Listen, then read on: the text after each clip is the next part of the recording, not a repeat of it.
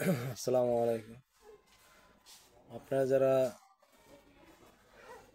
রক্তমাখা ছবি ফেসবুকে দিচ্ছেন, তাদের যে কোনো সময় তাদের পেজটা বা মেইন আইডিটা যে কোনো সময় আপনার ব্লাঙ্ক হয়ে যেতে পারে, বা দেখা গেছে যে দেখাবে যে আপনার প্রোফাইলে কিছুটা সমস্যা আছে, এবং এর বিস্তারিত দেখাবে যে ফেসবুক কর্তৃপক্ষ আপনাদেরকে বিধি নিষেধ আরোপ করছে আপনার এই পোস্টের জন্য। আমি 7/2025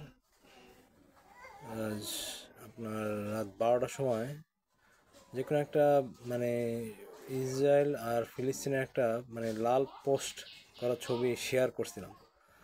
তো যার কারণে দেখা গেছে যে আপনার আমাকে ওরা এটার উপর বিধিনিষেধ আরোপ করছে, প্লাস এটা এখনও বলবৎ রাখছে। আমি এখানে সুপারিশ করছিলাম, করার পর এখনও মানে ফিডব্যাক আসে নাই।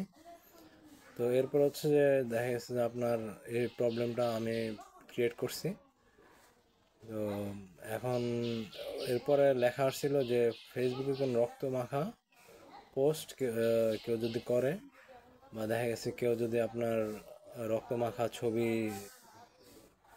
আপনার পিক করে, তাহলে ওটার সাথে সাথে কিছুদিন পরে দেখবেন যে আপনার ওই পেজে বা আইডিতে প্রবলেম দেখা দিচ্ছে, যে লেখা থাকবে যে আপনার প্রোফাইলে কিছুটা সমস্যা আছে, ওটা দ্রুত সমস্যা সমাধান করেন ক্ষুদ্র নিগোষ্ঠীর কমিউনিটি, যেটা ওইখান থেকে ওদের এই সমস্যাটা।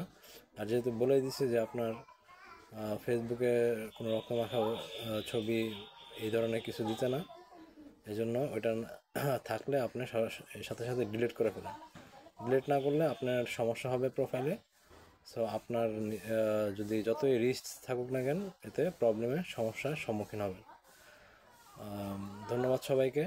আসলে আমরা এই জিনিসটা অনেকে জানি না, যাদের মনিটাইজেশন আসছে বা দেখা গেছে যাদের অনেক ফলোয়ার আছে, রিচ হচ্ছে, কিন্তু এই প্রবলেমটা ক্রিয়েট করবেন। তখন করণীয় কি? তখন আমার করণীয় হচ্ছে ওদের সুপারিশ থাকে, ওইখানে আপনি সুপারিশের জন্য আবেদন করবেন। এরপর ওরা কখন এটাকে সমস্যা সমাধান করে, এটা ওদের বিষয়। ওরা আপনাকে কখন দিবে সেটা ওরাই বলতে পারবে। আমি অনেকবার চেষ্টা করছিলাম, কিন্তু এখনও রিপ্লে আসে নাই। আমি কয়েকবার এটা সুপারিশ করছি, কিন্তু এখনও কোনো রিপ্লে আসে নাই। তো এই জন্য আপনারা একটু সতর্ক থাকবেন। ধন্যবাদ সবাইকে। কখন রক্তমাখা ছবি কোনোটাই আপনারা আপলোড করেন না, আপলোড করলে প্রবলেম হবে। আর এ থেকে যদি কোনো সমস্যা কেউ সমাধান আরও বেটার করতে পারে, আমাকে একটু জানাবেন।